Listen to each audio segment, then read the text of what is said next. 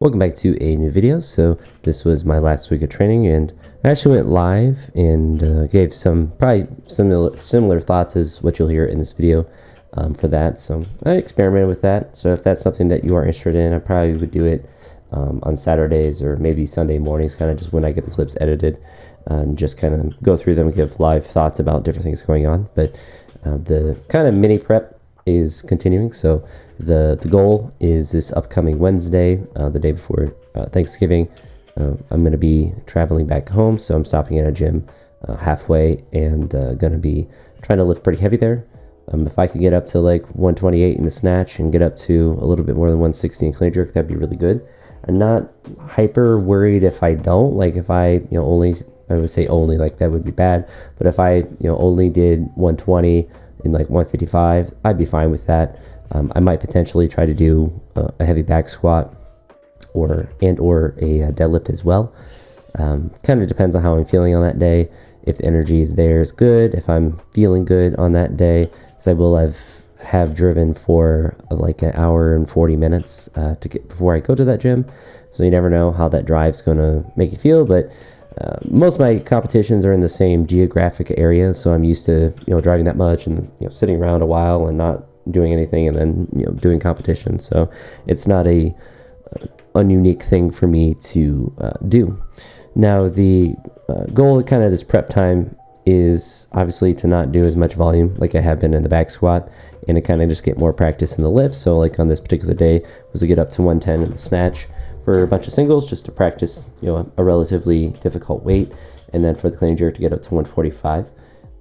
The clean jerks have been kind of interesting because they've gone generally well as I've done lots of volume in the back squat, but it's hard to say snatches haven't gone well either.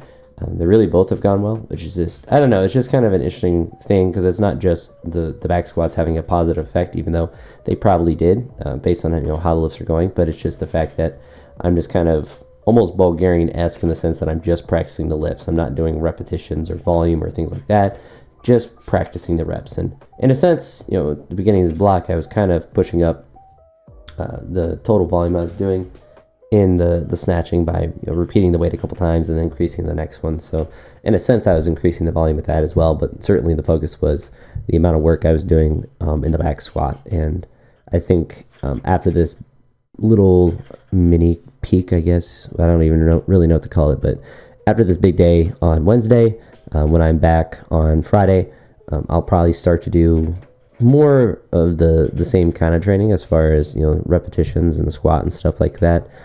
Seek of Strength got me to think about different things and maybe focus progressions with weightlifting stuff as well, and we'll kind of see how I'm feeling as far as that goes. If I can kind of mix some of their thoughts with kind of the progressions that Owen was talking about with some of the ways that I've been training lately, because at least for like squatting, it's been really aggressive jumps and reps and everything, but it has gone really well. And see if I can kind of mix and match the volume progressions as far as the snatch clean jerk go. And I think it will not necessarily be a match made in heaven, but I think that they will work pretty well together. Because when the volume is really high in the back squat and in the snatch clean jerk, the intensity will be low and they'll kind of correlate with going up. So it's kind of a logical progression, but less focus on me trying to necessarily do singles all the time, but more focused on me trying to just build more volume into snatch and clean jerk themselves. I haven't really decided the main derivatives of the movements I'm going to focus on, as well as like repetition progressions. Ideally it'd be triples and stuff like that, but at the same time I don't want to entirely, because if I'm doing triples and stuff, I'm basically not going to use hook grip for those unless it's clean jerks, but I'm not doing triples and clean jerks, so it'd just be doubles in theory. But I don't want to just only use straps for the whole week of training, and I don't want to try to do triples with hook grip in the snatch because my skin will disappear. So I kind of have to balance that out. What I'm at least tentatively kind of thinking about is potentially having, let's say it's like a Monday, Wednesday, Friday, the three kind of like heavier days of the week, but to have Monday be like a 5 set to 3 in the snatch. So I'm using straps, getting lots of volume in, yada yada yada. The Wednesday would be focused on a derivative of the movement or a variation. So it'd be like a no-foot snatch or a block snatch or some sort. Because it is getting colder, I'm going to be at the gym more frequently. Most likely won't choose a block variation. No-foot snatches have been kind of what I've encircled, or at least been thinking about encircling. I tried to muscle snatch 90 there.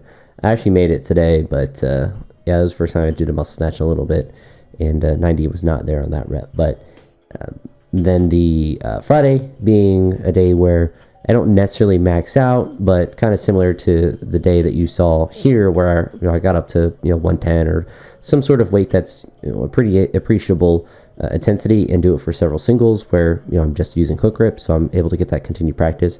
Because I really think trying to limit, not really intentionally, but just trying to be more specific with my training for the snatch, it's been helping the pull be smoother. I'm not as yanky with the bar. It seems like my arms aren't as bent as before. Not that I was even really focusing on that, but it just seems like it's cleaning up my pull in the snatch and making it a lot more consistent, which is obviously the goal. But it's also interesting to look at my snatches now and then snatches at a year or two ago and see the difference when I was using straps a lot versus trying to avoid them. So I think it's actually making my technique a bit better, which is good. And it kind of makes sense because of my pulling strength being so kind of just disproportionate and extreme that I would kind of develop bad habits of the pull because I'm strong enough to be able to develop those bad habits. I can get away with it just because my posterior chain is so strong. It's almost like I have to kind of limit my pulling strength, but obviously that's not entirely true, but I think you kind of get the idea if you've seen any of my deadlifts and stuff. But with those 3 days, then clean jerks, maybe I do the same on those days where I'm doing the volume with the snatching, or maybe it's on Monday I have snatch and squats, and then Tuesday it's clean jerks. I don't know, I like doing snatch and clean jerks on the same day.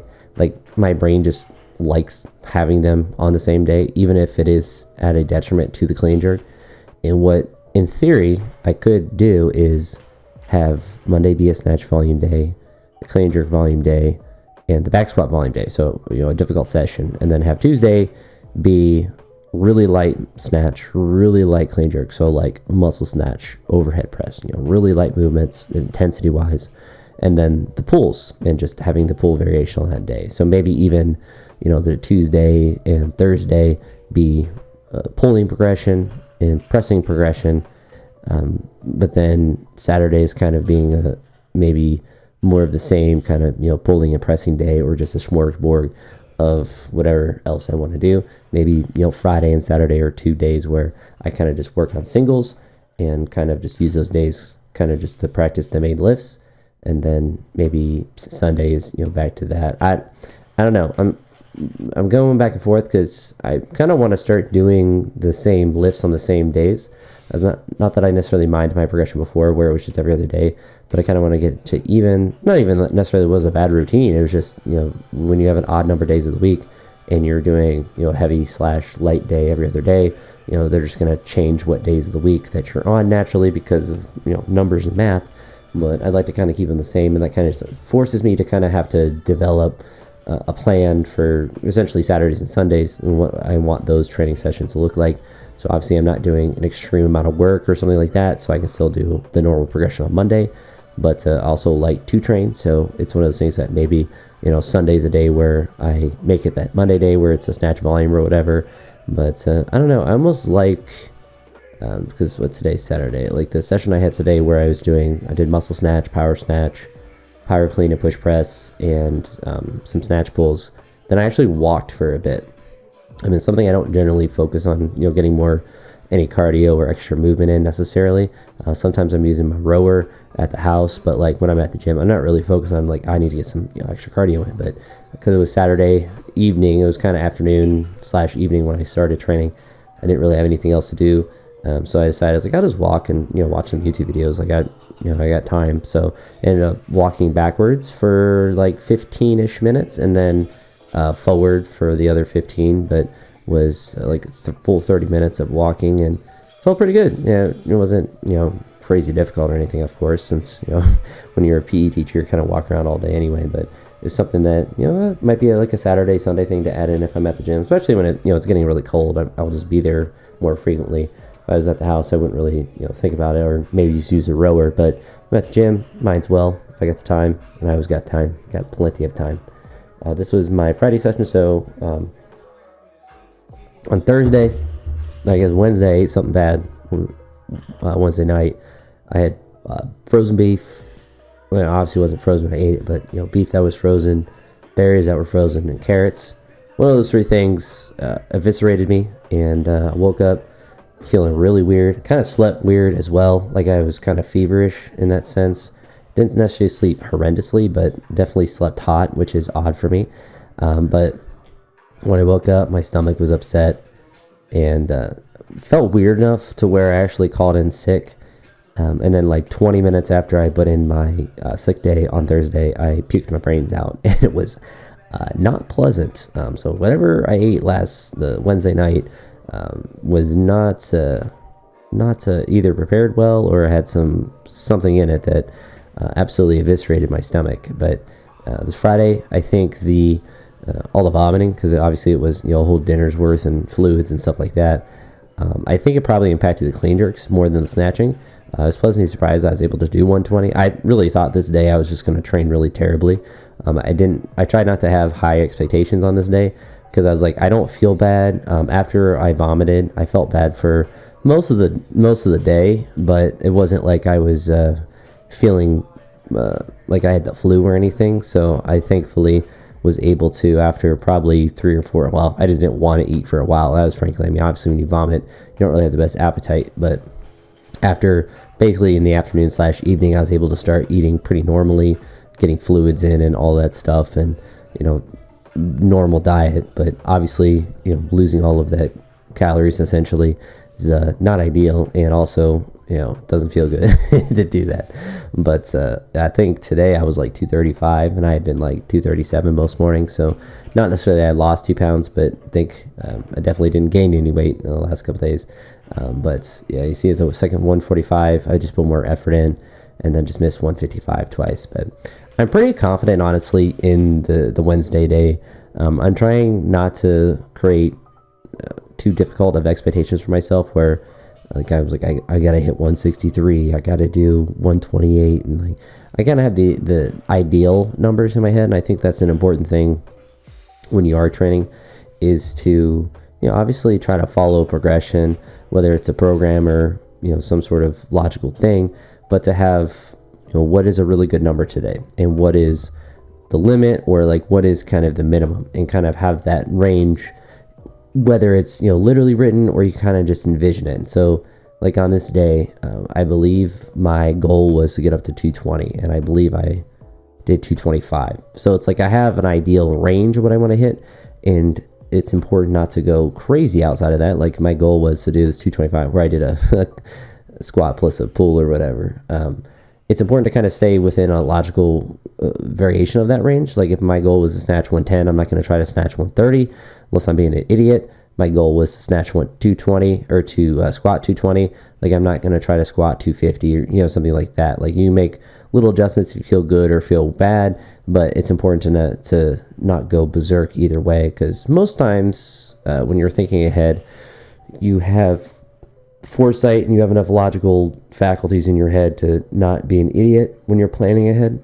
But when you're kind of in the thick of it, it's a lot easier to do that. But it's also important to realize that as you're warming up and as you're training, you might feel bad or you might feel good, and to not kind of guilt yourself into trying heavier weights when you're not feeling it on a particular day, and kind of set the minimum. Like on this day, it was, I wanted to do 220, but I was like, if I feel bad at 200, like I'm just going to stop there, because it's not the end of the world if I can't do 220 or whatever, 225, whatever I wanted to do on that day. And I think it's important to have that, like, what's a minimum if I feel terrible? What's the plan, or what's the goal? And then, what would be like if I felt fantastic? What would be like even better with that? And trying to stay within, logical ranges for the most part. It's definitely hard. It's definitely easy to go overboard. I'm certainly guilty of that on many occasions, but the better mindset that you can have with what numbers are realistic and possible with how you think you're going to feel, the better predictor for training it'll be. And hopefully, at least in my case, I'm hoping that it's a more consistent way to plan ahead and stuff like that. But with that being said, that's gonna be it for this one. The next week of training, we'll probably have some big lifts in the gym in Columbus. So hopefully those go well. But yeah, talk to you all in the next one. Have a great night or day or evening. Whenever you're seeing this, have a great one. Peace.